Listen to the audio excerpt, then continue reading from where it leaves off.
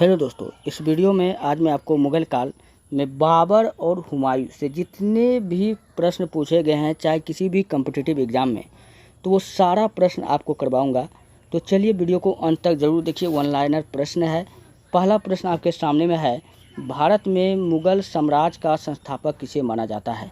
तो भारत में मुग़ल साम्राज्य का जनक यानी संस्थापक हम लोग बाबर को कहते हैं। किसको कहते हैं? बाबर को। ठीक। बाबर के पिता का पूछेगा क्या नाम था, तो भैया इसका पिता का नाम था उमर शेख मिर्ज़ा, जबकि इसके माता का नाम था कुतुब मीनार खानम। क्या नाम था? कुतुब मीनार खानम बाबर की माता थी ये। ठीक। क्वेश्चन फिर है, अगला प्रश्न है कि बाबर ने 1494 ईस्वी में कहाँ का शासक बना? तो बाबर 1494 ईस्वी में फरगना का शासक बना, क्योंकि इसके पिता जो थे वो फरगना के शासक थे। इसका पिता का नाम क्या था? उमर शेख मिर्ज़ा। चलिए बढ़ते हैं नेक्स्ट। अगला प्रश्न है आपके सामने में, बाबर ने बादशाह की उपाधि कब धारण की थी? तो बाबर ने अपने बादशाह की उपाधि को धारण किया था 1507 ईस्वी में। कब किया था? 1507 में। ठीक है। और बाबर ने एक काम किया था कि भूमि को मापने के लिए गज-ए-बाबरी मापक का प्रयोग किया था। तो ज़मीन को मापने के लिए किसका प्रयोग करता था? गज-ए-बाबरी नामक एक मापक का प्रयोग किया करता था। ठीक है। बाबर ने पहली बार पश्चिम से कहाँ होकर भारत में प्रवेश किया था? तो बाबर ने पहली बार पश्चिम में दोस्तों पंजाब से होकर भारत में प्रवेश किया था। ये बात आपको याद रखना है। कहाँ से? पंजाब से। ठीक। बाबर का भारत के विरुद्ध प्रथम अभियान पूछेगा 1509 ईस्वी में किस जाति के विरुद्ध था? तो यूसुफ भाई जाति के विरुद्ध था।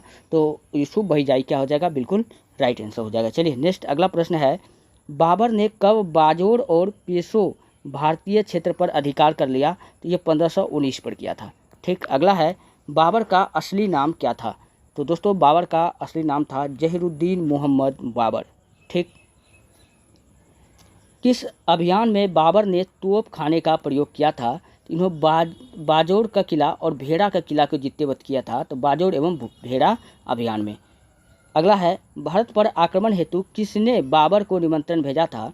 तो दोस्तों भारत पर आक्रमण करने के लिए जो बाबर को जो निमंत्रण दिया था, जो आग्रह किया था, कौन किया था? तो राणा सांगा और आलम खां, जो इब्राहिम लोदी का चाचा हुआ करता था, दौलत खां, जो इब्राहिम लोदी का चाचा हुआ करता था। तो ये तीनों ने मिलकर के बुलाया था, लेकिन राणा सांगा बाद में क्या करता है? बाबर का साथ नहीं देता है। तो बाबर को यही सब मिलकर के बुलाया था। बाबर भारत में आता है। इन्होंने पहला युद्ध कौन सा लड़ता है? 21 अप्रैल 1526 को। इसी युद्ध को हम लोग कहते हैं पानीपत का प्रथम युद्ध। और इस युद्ध में बाबर जीतता है और इब्राहिम लोदी हारा। प्रथम युद्ध में कौन जीता? बाबर जीता। कौन जीता? बाबर जीता। और हार गया कौन? इब्राहिम लोदी। अच्छा, क्वेश्चन ये भी पूछा जाता है कि जब बाबर ने भारत में प्रवेश किया था, उस समय कौन सा वंश चल रहा था? दोस्तों उस समय लोदी वंश चल रहा था। लोदी वंश का कौन शासक था? इब्राहिम लोदी था। चलिए बढ़ते नेक्स्ट। अगला प्रश्न है, पानीपत के प्रथम युद्ध में बाबर ने किसे पराजित किया था? अभी जस्ट मैंने आपको बताया, इब्राहिम लोदी को। किस विजय के उपलक्ष्य में बाबर ने काबुल निवासियों को एक एक चांदी के सिक्के भेंट दिए? दोस्तों जब बाबर ने पानीपत का युद्ध जीता, तो यहाँ से वो सीधा चला जाता है अफ़गानिस्तान, और अफ़गानिस्तान के काबुल में, अब वहाँ जाकर के चिल्ला के कहता है कि अब काबुल की गरीबी नहीं रही, और सबको एक एक चांदी का सिक्का गिफ्ट करता है, जिससे खुश होकर के बाबर को कलंदर का उपाधि दिया गया। तो कलंदर हम लोग किसको कहते हैं? तो बाबर को कहते हैं। तो यानी पानीपत के प्रथम युद्ध इसका राइट आंसर हो जाएगा। अगला है, किस युद्ध के बाद बाबर को कलंदर की उपाधि दी गई? तो आपको क्या बताना है? पानीपत के युद्ध के बाद। ठीक है, पानीपत के प्रथम युद्ध के बाद। नेक्स्ट है, किस युद्ध से भारत में मुगल राज की नींव पड़ी? तो पानीपत के प्रथम युद्ध जब जीत गया, इब्राहिम लोदी को हरा दिया, तो इस हार के बाद भारत में मुगल सत्ता कायम हो गया। नेक्स्ट अगला है, खानवा का युद्ध किन किन के बीच लड़ा गया? तो खानवा का युद्ध 1527 में लड़ा गया। बाबर और राणा सांगा के बीच में लड़ा गया। तो इस युद्ध में कौन जीता था? राणा सांगा हारा था और बाबर जीत गया था। नेक्स्ट है, खानवा का युद्ध जीतने के उपरांत बाबर ने कौन सी उपाधि धारण किया था? तो खानवा के युद्ध जीतने के बाद में गाजी की उपाधि को धारण किया था, जिसका अर्थ होता है काफिरों का नाश करने वाला। ठीक। चंदेड़ी का युद्ध कब हुआ था? तो तो 1528 में हुआ था। ठीक है, पूछिए किसके किसके बीच में हुआ था, तो मेदिनी राय और बाबर के बीच में हुआ था। और इस चंदेरी का युद्ध में मेदिनी राय हारा और बाबर जीता। इन्होंने राजपूतों को गर्दन काट करके मीनार बना दिया अपने सैनिकों को खुश करने के लिए, अपने सैनिकों को खुश करने के लिए। ठीक है, तो ये बात आपको याद रखना है। चलिए अगला प्रश्न आपके सामने में है, घाघरा का युद्ध कब हुआ था, तो ये 1529 में हुआ था घाघरा का युद्ध। और इसमें क्या हुआ था, घाघरा का युद्ध यह जल और थल दोनों जगह लड़ा गया था, जल प्लस थल दोनों जगह लड़ा गया था। नेक्स्ट अगला प्रश्न आपके सामने में है, किस भाषा में बाबर ने अपनी आत्मकथा बाबरनामा, जिसको हम लोग तुजुक ए बाबरी के नाम से जानते हैं, यानी बाबरनामा या तुजुक ए बाबरी की रचना किया गया था, तो ये तुर्की भाषा में किया गया था। ठीक है, गुलबदन बेगम पुत्री थी। तो दोस्तों गुलबदन बेगम किसकी पुत्री थी, यह बाबर की बेटी थी। अब बाबर का 4 बेटा था।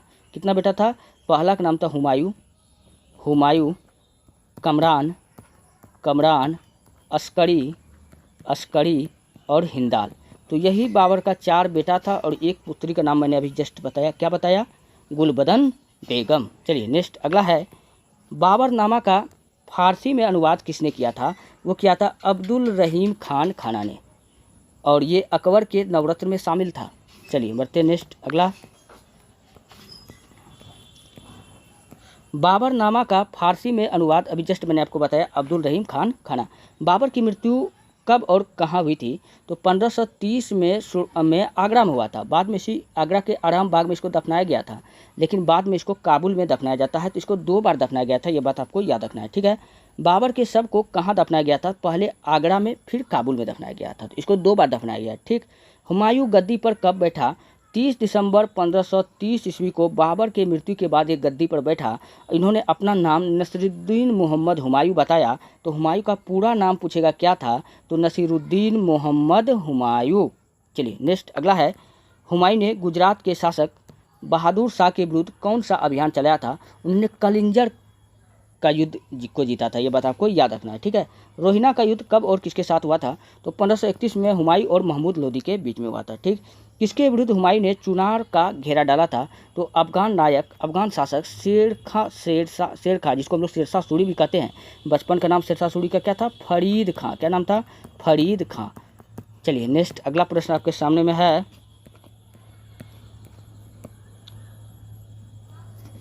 अगला प्रश्न है, मित्र एवं शत्रु को प्रभावित करने के लिए हुमायूं ने 1533 ईस्वी में कौन सा दुर्ग का निर्माण करवाया था, तो आपको बताना दीन ए पनाह नामक विजय आलय दुर्ग को बनाया था, और दिल्ली में दीन ए पनाह नामक बस्ती का इन्होंने स्थापना किया था। ठीक, हुमायूं ने बंगाल के गौड़ क्षेत्र का क्या नाम रखा था, तो जनताबाद इसका नाम रख दिया था। ठीक, कोहिनूर हीरा हुमायूं ने ग्वालियर के किस राजा से छीना था, तो राजा विक्रमजीत सिंह से छीना था। ठीक, चौसा का युद्ध पूछेगा कब हुआ था, तो 25 जून 1539 ईस्वी को हुआ था। ठीक, जिसमें कौन जीता था, शेरशाह सूरी जीता था। चौसा के युद्ध में किनके हाथों हुमायूं की पराजय हुई थी, शेरशाह सूरी जीता था, तो शेरशाह के हाथ से होगा, स्वाभाविक बात है। चौसा के युद्ध के बाद शेर खां ने अपना नाम क्या रख दिया था, शेरशाह रख लिया था, ये शेरशाह रख लिया था। ठीक, फिर अगला युद्ध होता है 1539 में बिलग्राम का युद्ध, और ये बिलग्राम का युद्ध 17 मई 1540 ईस्वी में होता है। कन्नौज या बिलग्राम की लड़ाई हुमायूं और शेरशाह सूरी के बीच में होता है, फिर इसमें हुमायूं हार जाता है। ठीक, बिलग्राम की लड़ाई में हुमायूं का साथ किसने दिया था, तो इसका भाई अस्करी और हिंदाल ने दिया था, दोनों भाई ने दिया था इसका साथ, लेकिन फिर भी यह हार गया। ठीक, नेक्स्ट अगला है, बिलग्राम के युद्ध के बाद हुमायूं अपना निर्वासित जीवन कहाँ पर व्यतीत किया, और यहाँ से जब इसको हार मिला तो यहाँ से भाग करके चला जाता फारस। फारस में यहाँ पर हिंदाल का आध्यात्मिक गुरु मीर अली अकबर जामी रहता है, और उसी के पास में जाकर के ये रहने लगता है। हुमायूं ने लाहौर पर कब्जा कब किया था, 1555 ईस्वी में। मच्छीवाड़ा का युद्ध किसके किसके बीच में हुआ था, तो 1555 ईस्वी में हुमायूं एवं नसीब खां तथा तातार खां के बीच में हुआ था, ये बात आपको याद रखना है। चलिए बढ़ते हैं नेक्स्ट अगला है, हुमायूं द्वारा दिल्ली की गद्दी पर कब बैठा, तो हुमायूं ने दोबारा दिल्ली की गद्दी पर कब बैठा था, तो एक बार तो ये हार करके सीधा फारस चला गया, फिर वहाँ से आता है, सही मौका का तलाश करता है, और 23 जुलाई 1555 ईस्वी को फिर से यह दिल्ली की गद्दी पर बैठता है। हुमायूं की मृत्यु कब हुई, 27 जनवरी 1556 ईस्वी को दिल्ली के दीन पनाह नामक पुस्तकालय के सीढ़ी से हो गया था। तो इतिहासकार कहता है कि हुमायूं का संपूर्ण जीवन लुढ़कते गिरते पड़ते समाप्त हो गया था। कौन सा इतिहासकार कहता है? तो लेनपुल आपको बताना है। ठीक, हुमायूं की मृत्यु कहाँ पर हुई थी? दीन पनाह भवन पुस्तकालय की सीढ़ियों से गिरने के कारण हुआ। अभी जस्ट मैंने आपको बताया। नेक्स्ट है, पानीपत के युद्ध में बाबर के किन तोपचियों ने तोपों का संचालन किया था? तो उस्ताद अली एवं मुस्तफ़ा ने। ठीक, बाबर मध्य एशिया में किस योद्धाओं का वंशज था? दोस्तों ये तैमूर का वंशज था और चंगेज खां का। ठीक, तथा गुलबदन बेगम ने, अच्छा नहीं, तो तैमूर का पूछेगा ये कैमा वंशज था? तो बाबर जो था तैमूर का 14वां वंशज था, लेकिन चंगेज खां की ओर से यह 5वां वंशज था। कितना था? 5वां था। चलिए बढ़ते हैं नेक्स्ट। अच्छा, चंगेज खां का वास्तविक नाम पूछे तो तैमूरचीन खां। क्या नाम था? तैमूरचीन खां था। अच्छा, तैमूर ने भारत पर कब आक्रमण किया था? तैमूर ने 1398 ईस्वी में भारत पर आक्रमण किया था, तुगलक वंश के काल में। ठीक, ये बात आपको याद रखना है। चलिए नेक्स्ट अगला है, हुमायूंनामा किसने लिखा था? तो हुमायूंनामा बाबर की पुत्री गुलबदन बेगम ने लिखा था अपने भाई हुमायूं के आग्रह पर। ठीक है। नेक्स्ट, बाबर ने प्रसिद्ध तुलगमा नीति का प्रयोग सर्वप्रथम किस युद्ध में किया था? तो यह पानीपत के युद्ध को जीतने के लिए किया था। तुलगमा युद्ध नीति का अर्थ होता है दुश्मनों को 3 ओर से घेरना। तो पानीपत का प्रथम युद्ध इसका राइट आंसर हो जाएगा। चलिए नेक्स्ट अगला है, किस युद्ध में बाबर ने जिहाद यानी धर्म युद्ध का नारा दिया था? तो खानवा के युद्ध के जीतने के बाद इन्होंने जिहाद का नारा दिया था। मुगलयान नामक पद शैली की जनक बाबर ने अपनी आत्मकथा तुजुक ए बाबरी किस भाषा में लिखा है? तो तुजुक ए बाबरी जो लिखा गया है यह किस भाषा में लिखा गया है? तो यह तुर्की भाषा में लिखा गया। किस भाषा में लिखा गया है? तो तुर्की भाषा में लिखा गया है। नेक्स्ट अगला है, मुगल साम्राज्य के दृष्टिकोण से सबसे निर्णायक युद्ध कौन सा था? खानवा का युद्ध, क्योंकि इसमें राणा सांगा हार जाता है। किसने ऐसे बाग बगीचे जिसमें बहता पानी हो निर्माण की परंपरा की शुरुआत की थी? तो कौन किया था वो? तो आपको बताना है, उसका शुरुआत बाबर ने किया था। चलिए बढ़ते हैं नेक्स्ट अगला है, मच्छीवाड़ा के युद्ध में हुमायूं ने किसे पराजित किया था? दोस्तों मच्छीवाड़ा के युद्ध में हुमायूं ने तातार खां को पराजित किया था। अगला है, हुमायूं का मकबरा कहाँ है? तो दिल्ली में है हुमायूं का मकबरा। किस मुगल शासक ने 2 बार शासन किया? तो हुमायूं ने। एक बार शेषा सूरी से हार जाता है, फिर दोबारा आकर के इसके वंशज को हरा करके फिर से ये गद्दी पर बैठ जाता है। जब शेषा सूरी मरता है तो सही समय का यह इंतजार करता है और फिर से मुगल वंश का स्थापना आगे की ओर बढ़ाता है। चलिए नेक्स्ट अगला है, किस मुगल शासक की उपलब्धियों में अत्यंत अभिरुचि के कारण यूरोपीय यात्रियों ने रमणीय गालियों का मुगध कहा था? तो वो कौन कहा था? तो बाबर को। किसको कहा था? बाबर को।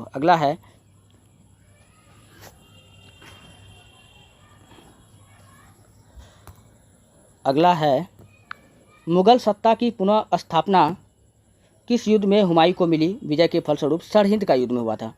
ठीक, किस मुगल बादशाह के दुर्गुणों पर व्यंग करते हुए लेखकों ने लिखा है कि अब जीवन भर अंगूर खाता रहा और ठोकर खा कर के ही उसके जीवन का अंत हुआ? वो था हुमायूं।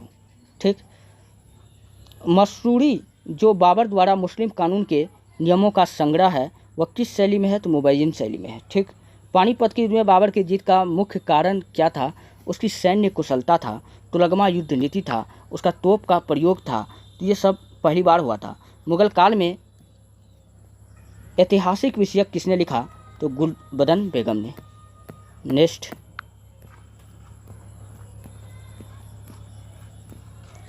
गुलबदन बेगम किसकी पुत्री थी? तो यह बाबर की पुत्री थी। भारत में 4 बाग शैली का प्रथम मकबरा किसने बनवाया था? हुमायूं का मकबरा। कौन सा है? 4 बाग शैली का प्रथम मकबरा कौन सा है? तो हुमायूं का मकबरा है। नेक्स्ट, शेरशाह सूरी जिसको हम लोग फरीद खां के नाम से जानते हैं, ये शेर खां किस वंश से संबंधित था? तो यह सूर्य वंश से संबंधित था। शेर खां का प्रारंभिक नाम पूछेगा क्या था? बचपन का नाम फरीद खां था। शेर खां के पिता का नाम था हसन खां जो जौनपुर के जागीरदार के यहाँ काम किया करता था। फरीद खां को शेर खां की उपाधि किसने दिया था? दक्षिण बिहार के शासक बखार खां लोहानी ने। किसने दिया था? यह दक्षिण बिहार के शासक बखार खां लोहानी ने दिया था। चलिए बढ़ते हैं नेक्स्ट अगला प्रश्न आपके सामने में है, शेर खां दिल्ली की गद्दी पर कब बैठा? तो शेर खां दिल्ली की गद्दी पर हुमायूं को हरा करके 1540 ईस्वी में कन्नौज या बिलग्राम के युद्ध के बाद बैठा। तो 1540 क्या हो जाएगा? बिल्कुल राइट हो जाएगा। अपने राज्य रोहन के समय शेर खां ने कौन सी उपाधि को धारण किया था? तो इन्होंने शेरशाह की उपाधि को धारण किया था। किसका? शेरशाह की। ठीक है, चलिए अगला है 1541 ईस्वी में शेरशाह ने किसके विरुद्ध अभियान चलाया? इन्होंने गोंडवाना के विरुद्ध अभियान चलाया। गोंडवाना किसका साम्राज्य कहलाते थे? तो ये मुगलों के साम्राज्य कहलाते थे। नेक्स्ट, शेरशाह ने अपनी उत्तर पश्चिम सीमा की सुरक्षा के लिए किस किले का निर्माण करवाया था? तो रोहतासगढ़ के किले का निर्माण कराया था। नेक्स्ट, रणथंभौर के शक्तिशाली किले को अपने अधीन कर शेरशाह ने वहाँ का शासक किसको बना दिया था? अपने पुत्र जलाल खां को बना दिया था। नेक्स्ट, शेरशाह द्वारा एक ही रात में आक्रमण कर किस दुर्ग पर काला ध्वज लहराया गया था? तो वो रायसेन के किले पर लहराया गया था। नेक्स्ट है, किस विषय के बारे में शेरशाह ने कहा था कि मैं मुट्ठी भर बाजरे के लिए पूरा हिंदुस्तान खो देता? यह मालवा के विजय के बारे में। मालवा के विजय में तो इनको मिल गया, लेकिन इसको ऐसा लगा था कि अगर थोड़ा सा अगर ऊंच नीच हो जाता तो पूरा भारत का सत्ता हमारे हाथ से चला जाता। चलिए बढ़ते नेक्स्ट, अगला प्रश्न आपके सामने में है शेरशाह सूरी। शेरशाह के समय कलिंजर का शासक कौन था? तो कीरत सिंह था।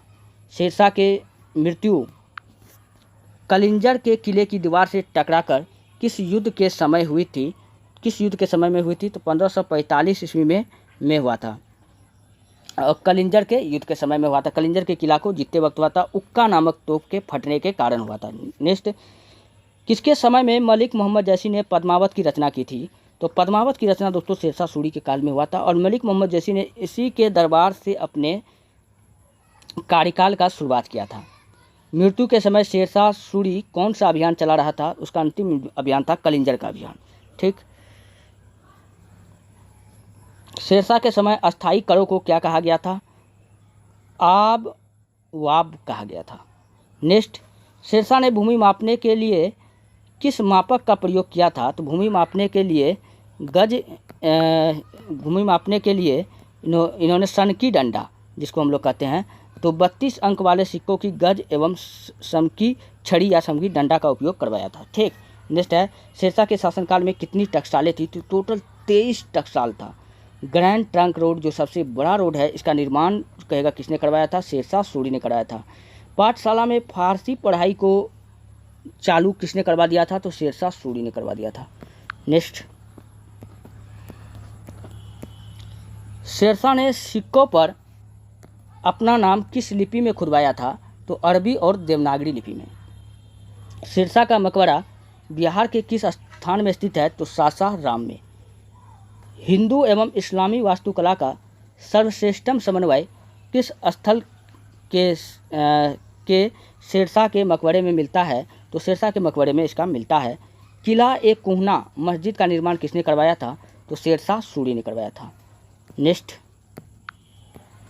पत्तन या उल्फुता कर प्रथा किसके शासन में की थी? तो शेरशाह के काल में। शेरशाह का उत्तराधिकारी कौन हुआ था? इस्लाम शाह इसके पुत्र हुआ। कौन भारत में द्वितीय अफगान राज का संस्थापक माना जाता है? तो शेरशाह को माना जाता है।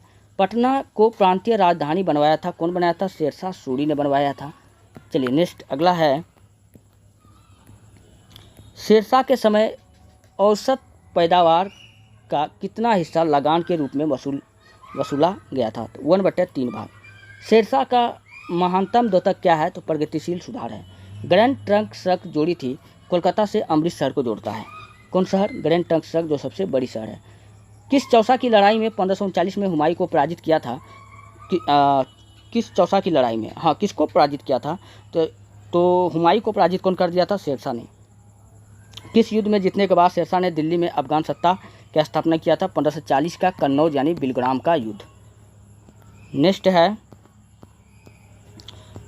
किस सुल्तान ने पहले हजरत ए आला की उपाधि को धारण किया था, अपनाया था? तो शेरशाह सूरी ने।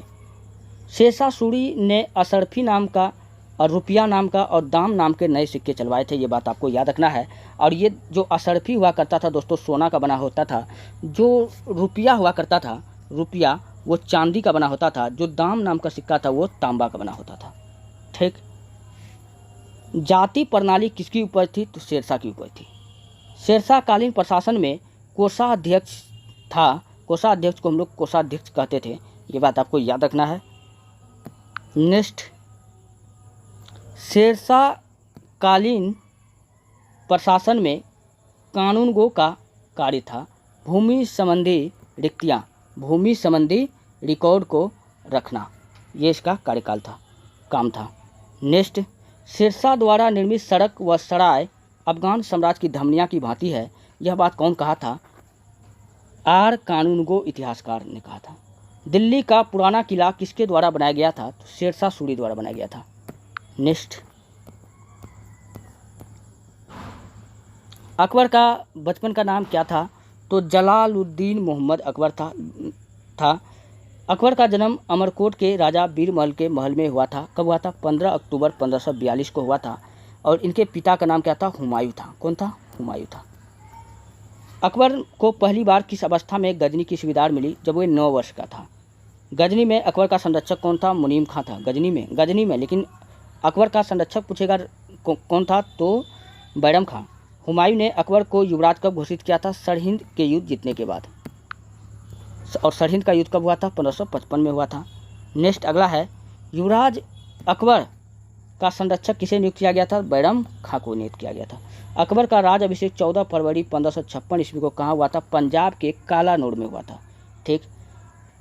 अकबर किस उपाधि के साथ राज सिंहासन पर बैठा? तो अकबर बादशाह गाजी। अकबर ने सम्राट बनने पर बैरम खां को कौन सी उपाधि दी थी? खान एक खाना की उपाधि दी थी। बैरम खां अकबर का संरक्षक कब से कब तक रहा था? 1526 से 1560 तक रहा था। 1556 से 1560 तक, 4 साल तक। दोस्तों ये रहा आज का आपका प्रश्न। तो जितने भी प्रश्न आपका हुमायूं, शेरशाह सूरी और बाबर, ये तीनों से पूछा गया था, वो सारा प्रश्न मैंने आपको बताया। नेक्स्ट वीडियो मैं अकबर पर लाऊंगा। अगर आपको वीडियो अच्छा लगता है, हेल्पफुल लगता है, तब आप हमारे चैनल को सब्सक्राइब कर लीजिए और वीडियो को लाइक कर दीजिए। जितना हो सके अपने दोस्तों में शेयर कर दीजिए। मिलते हैं नेक्स्ट वीडियो में। धन्यवाद।